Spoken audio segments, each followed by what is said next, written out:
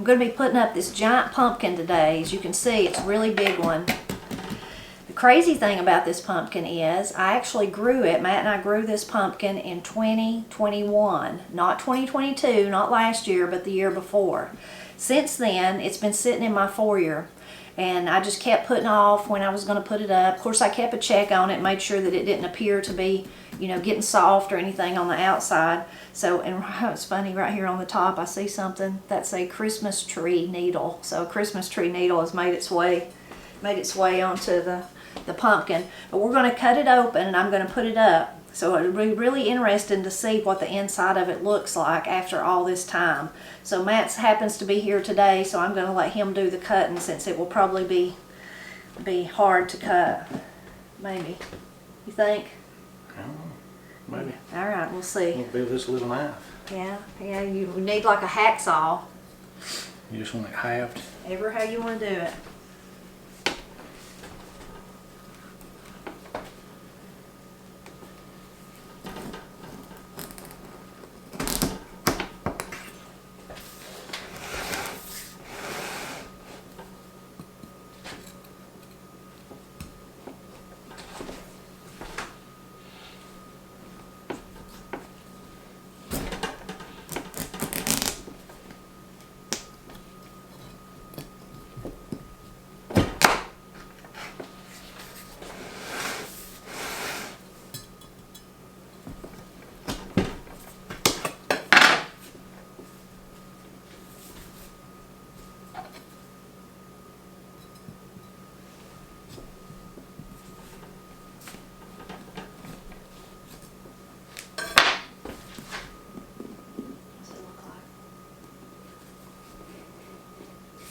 It's fine. Okay. I think.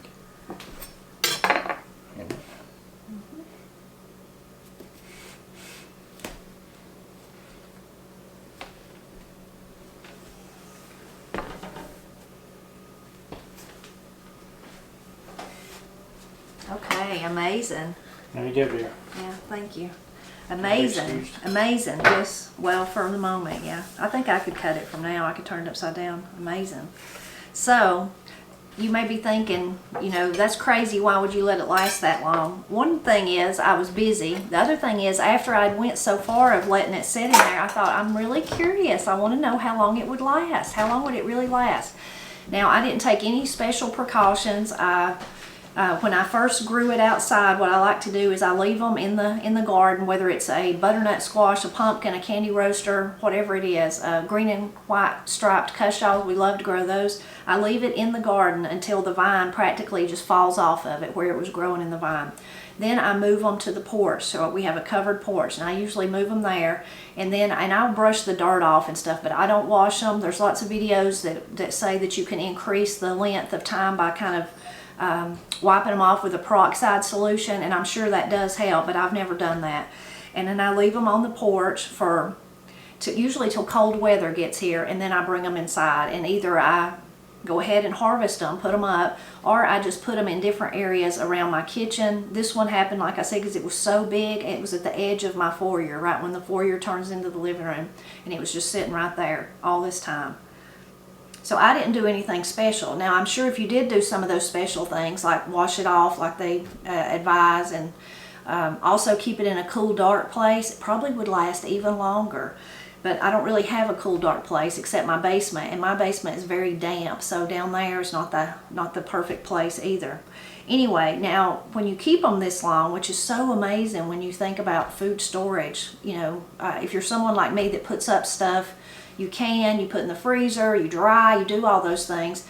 But if you have a big garden like we do, you get tired, you run out of space, you run out of jars, all those kind of things, you run out of time and energy. So it's wonderful to grow winter squash, whether it's a pumpkin, candy roasters, the green and white striped ones, butternuts, whatever you grow, and just be able to have the opportunity to leave them sitting around. This year at Thanksgiving and at Christmas, I was able to, I always make sweet potatoes, but this year I added some butternut squash in that I'd had sitting around. So that was a good way to use some of them. I still have a few butternuts that we'll eat before spring, and I have one more green and white striped cushaw. Now, if you're going to keep winter squash like this for long time storage, one of the main things is, whether you wash them off and keep them in a cool, dark place like people advise, or if you do like I do and just kind of take the easy way out, you need to kind of keep checking on them and make sure. A lot of times I'll check on them, you know, kind of look for little small spots. And if there's like one of my butternuts right before Christmas, I thought, I'm going to do that again. Adding butternuts to the sweet potatoes was so good at Thanksgiving. So I went over there and started going through them. Well, sure enough, I had one that just had a tiny little place, looked like it was starting to get soft. So I made sure that I used that one that day. It was fine, you know. But you need to periodically go through them, in other words. If you put them somewhere and just totally never looked at them, they might go bad and actually... and I've had that happen before, like a butternut that I've got in behind some others, and it just kind of gets really soft and actually starts to decompose. So you have to keep an eye on them. And then if you find that it's beginning to get soft or going bad, you can go ahead and eat it, or you could do like I'm doing today and go ahead and put it in the freezer. Now, this pumpkin or my butternuts or whatever, you might say, well, they're not as good as they were immediately when you first got it out of the garden, say, or within the first 3 or 4 months. You're probably right. They're probably not as good, but they're still not bad. They've not went bad like this one hasn't, and it's just so miraculous. For one like this that cured really, really good, I think what would eventually happen if I had just left it there another year or two, it might eventually decompose, but it might just dry out. It might just become dry. That might be what happened. Either way, though, it's just a miraculous, miraculous thing. Now, some of my seeds, you can see, I'll hold a few of them up here if I can get them. They have turned this dark color. They're not like when you first cut open a pumpkin, you know, fresh pumpkin, they're white. They're like a brownish color. They're not like, I mean, they're brown now. They are white when you cut open a fresh one. So you can see that's definitely showing the age of the pumpkin. And sometimes, like that year of 2021, our winter squash was wonderful that year. We grew so many big green and white cushaws, so many pumpkins. It was just the best year we'd ever had for winter squash. And they lasted really well. I've got videos you can go back and find where I'm kind of doing the same thing, saying I'm about to process last year's winter squash. But last year, for one thing, our winter squash did not do as well. Didn't grow, didn't produce as many. I think maybe I got 2 pumpkins or something. Well, I got some of the little ones, but maybe one big one. And then several of the kind of this size and a little bit bigger. Even my green and white striped cushaws, they did not do as good as usual. And candy roasters, I didn't even grow one last year. Not one produced, nothing. So I was already kind of on the detriment there from them not doing as good. And then a couple of things happened. I did move them to the porch like I usually do, so that up to that point it was the same, although I didn't have as many. But then almost just like 3 or 4 days after I laid them on the porch, the person that we'd contracted to stain our house called and said, hey, I'm going to come and stain your house. So I had to get them off the porch. So I went from that heat to the porch for a day or two and then straight inside the house. And they did not seem to last as long this time. I've noticed them, they were going bad, and I've had to put them up sooner than like this one. And I think it was that missing out on that curing out there in the air, what took place out there on the porch. I think that was the difference. But I might be wrong, but that was my best guess. So now I'm going to finish trying to cut this up and kind of get some of the seeds out, and then I'll show you how I actually process it to put it in the freezer. So the first step I'm going to do is just to cut it into more manageable pieces, and then I'm going to get the little fibrous parts and the seeds out from the middle of the pieces. And you can use a knife, you could use your hands. I have this ice cream scoop that has these little serrated things, so that works pretty good. That's usually what I use. You can also just get like a little paring knife or a little sharp knife to kind of help you get through some of that if it's really stringy like this one is.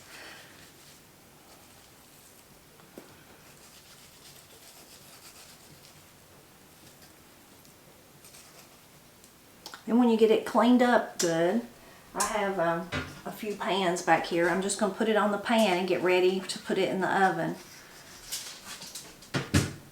This may take several pans for this big one. This one's so big. And if you're able to cut it, I mean, you could cut it into whatever kind of pieces you want, but for me it's easier for me to hold if I go ahead and cut it, although cutting it's hard sometimes.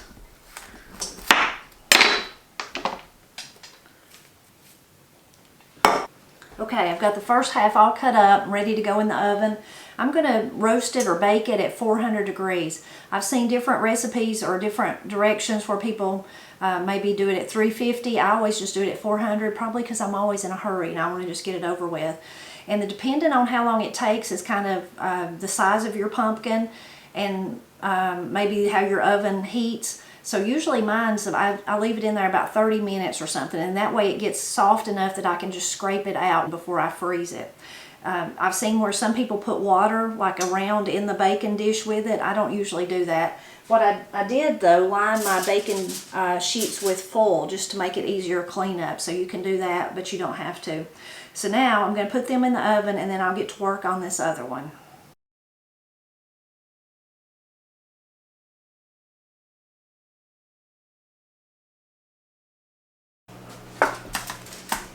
Got the first ones out of the oven. I'm just going to lay them down here. Try to let them cool a little bit.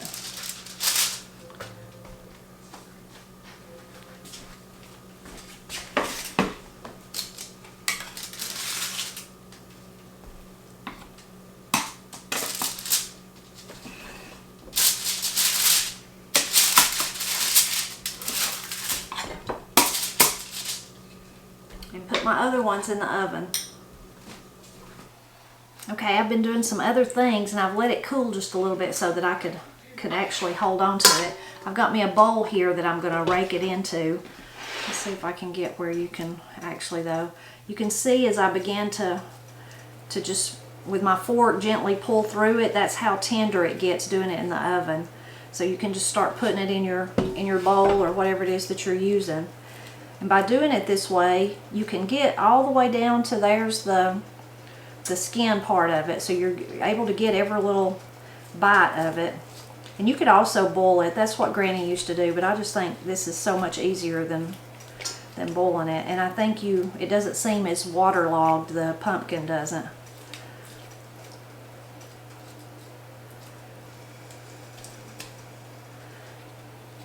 And you could do it with your hands too. Just use your hands. I've done that before. If you drop any little pieces of skin like I've done, you can just pick them up. I've already got me a trash bowl right there where I've been making Matt and I some Cabbage Patch stew for supper, for an easy supper. So once you get it all scraped away from the skin, you can see, like for instance for this, let me lift it back up. So mine's kind of stringy. You see that? That's the texture. So some people don't like that. They have an aversion to it, especially if you're thinking about making like a really smooth pumpkin pie. So there's a couple of things you can do. One of the easiest I think, is if it bothers you, I typically do nothing. I just leave it like that. Because if you are making a pie or a bread or something like that, it will continue to cook down as you cook it the next time. But if you want to do something to make it a smoother, you can pop it in if you have a food processor, you could put it in that and whip it up, and you could get a really, really smooth texture that way. Another thing that I do after let me get some more in here, and I see I'm getting some skin. It's easy to do that. The skin gets so tender. And let's see if I can find my little piece of skin that I dropped into it. There it is. Get that out. Then once I get some in there, I don't usually put it in that, or I don't ever put it in the food processor, but you could. But I just take this is a biscuit cutter, but you can also use it like a chopper. It's a smooth edge here. That's what I use to do my biscuits, but you can also use it as a chopper. They also make stainless steel choppers like this, and you can just search for a stainless steel chopper and find them, but that are serrated. So some people use those, but I just use this one, and you can just kind of go through it a couple of times and chop up some of those stringy pieces if they bother you. Or if you did it a long time, you could even eventually puree it by doing this too. But I don't usually worry about getting mine very smooth. But that's another tip. And I guess you could just use your hands or a fork too.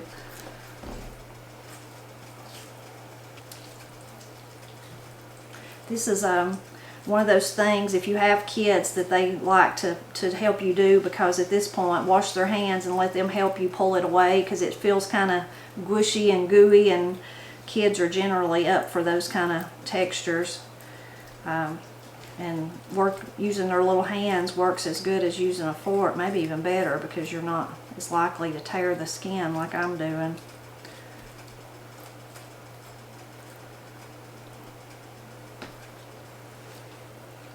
Sometimes you can just get a big piece to peel off like that. This one's really easy to peel off, so you can go with that and then kind of just smush it with your hands.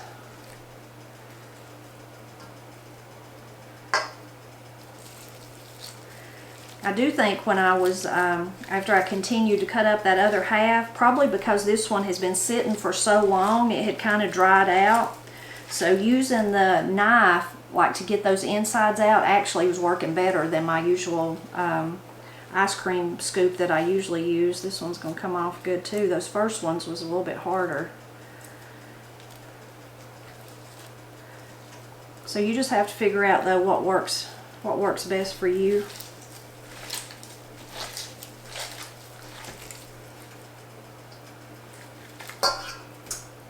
This one's a little harder too. Now that I've kind of cleaned up just slightly, I'll show you how I put it. I'm going to freeze this. That's what I do with my pumpkin, so how I freeze it. I like to think about what recipes I'm going to use, and although I might find some new pumpkin recipe that I decide I'm going to use, typically I make the same things. I make pumpkin rolls, which takes 2/3 cup pumpkin. I make pumpkin pies, which take a cup or a cup and a half or 2 cups, depending on, I've got like 2 or 3 different recipes. So that's how I like to freeze them. I'll freeze them in cups, 1 cup each, and then also in the 2/3 cup. That's mostly, we love pumpkin rolls more than pumpkin pies. I do love pumpkin bread, and typically that'll call for either a half of a cup or a cup. So you kind of think about whatever it is that you're going to use them for, and that's how you should freeze them. So I just like to go ahead and write on the bag, 2 cup pumpkin, what they are. And hopefully you can write better than me. That's pretty terrible. And then I just put the year. Hard to believe I'm going to be writing 123. I've been writing 122 and 22 on my checks. This time of the year I always do that.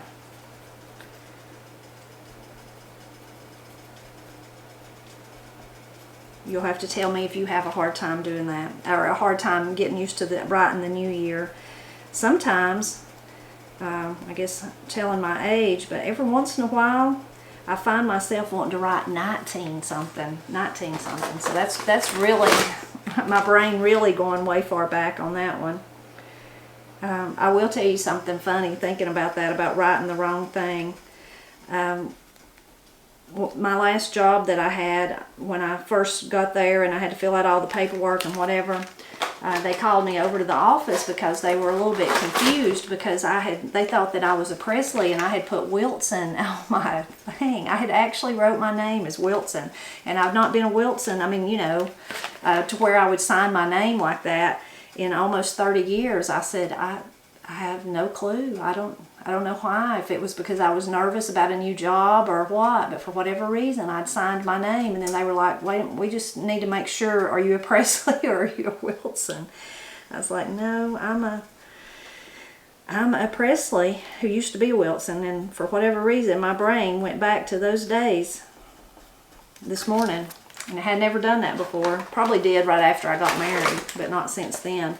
Also, Corey, because she got married in March last year, so coming up on her and Austin's first anniversary, she told me not long ago, she said, Mom, you don't realize, but you've been writing my name, Corey Pressley, ever since I got married. I was like, I have? She said, yeah, you've not wrote Corey Graddick one time. I was like, oh my goodness, my brain. You just get in the habit of doing things, and that's what you continue to do. So now I'll start putting I just did all of these for 2/3. Start putting them in my bags.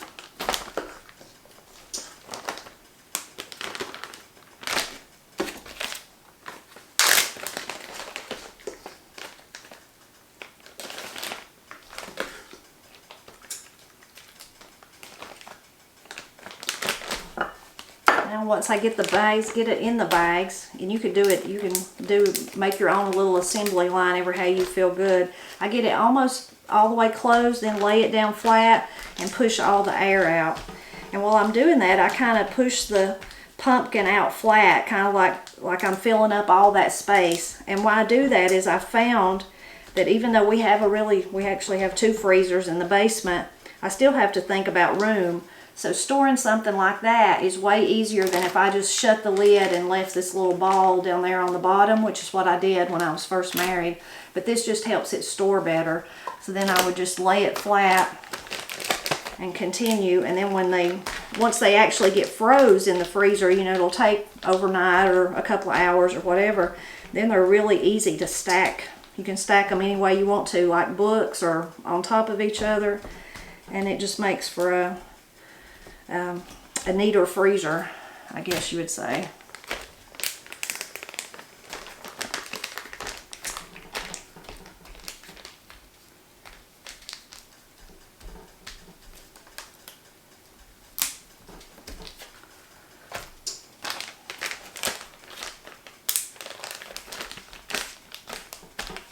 When it comes to thinking about things to cook with pumpkin that I was talking about, I've found really that all of my recipes that I use for pumpkin or my green and white striped cushaw or butternut, they're all kind of interchangeable. If you didn't have pumpkin and you had a butternut, you could use it. You could use the cushaw squash, whether that's savory or a dessert like the pumpkin roll, or even you know, thinking about roasting them in the oven or cooking them on top of the stove. I found that they really lend themselves to, because there's not that much difference in their taste. If I had to pick a favorite, probably my favorite would be either the candy roaster. I like it over pumpkin, over the taste of pumpkin. Seems like a less stringy flesh, like how this one was stringy, and then also a richer taste. But then I really adore the green and white striped cushaw. That's probably my favorite. I just love them.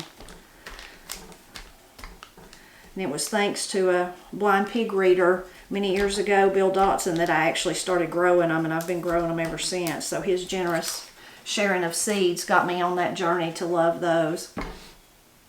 So I'm going to finish putting all this up and clean up my mess. I've got those others in the oven. I'll have to wait for them to cool. I think I'm going to, since I'm right in the middle of this, I was wanting to make a pumpkin roll just today, a fresh one, and then I thought, well, I bet I don't have any cream cheese. Sure enough, I didn't have any, but I remembered that Katie made like a little Danish dessert that she makes at Christmas, and she had leftover cream cheese, and we froze it. So I've got that out of the freezer. I've got it thaw, and I'm gonna use it. So I am gonna make one. Matt and I are gonna have Cabbage Patch stew tonight, so that's gonna be good. I hope that this was interesting to you when you think about how long that pumpkin was actually sitting over there. It's fascinating to me, and that's why I love to grow winter squash. Now I wish I had a giant field, because winter squash, the one thing about them is, whether it's pumpkins, candy roasters, the green and white cushaw, or any of the other varieties of winter squash, they take a lot of room. So that's one thing you got to think about. You got to either live with all the climbing vines going everywhere, or have room to where you don't mind. They don't get in your way. They get out into our driveway every year. But I love that storage aspect of them. It's just a wondrous thing to be able to store them like that. Especially this one. This one's kind of unusual to last that long. But also, even my butternuts that are sitting over here that I grew last summer, you know, and this is January, and they were harvested at, you know, probably the end of August, 1st of September, and there they sit, and they're fine. They're just fine. It's just such a easy way of storage, food storage, when you think about if you are someone like me that cans and freezes and dries. All that takes so much work up front, which is all wonderful, and I'll continue to do it. But it's just kind of like you can cheat a little bit with the winter squash. As always, I hope that you'll drop back by often and help me celebrate Appalachia, which is a whole lot of growing food for your family.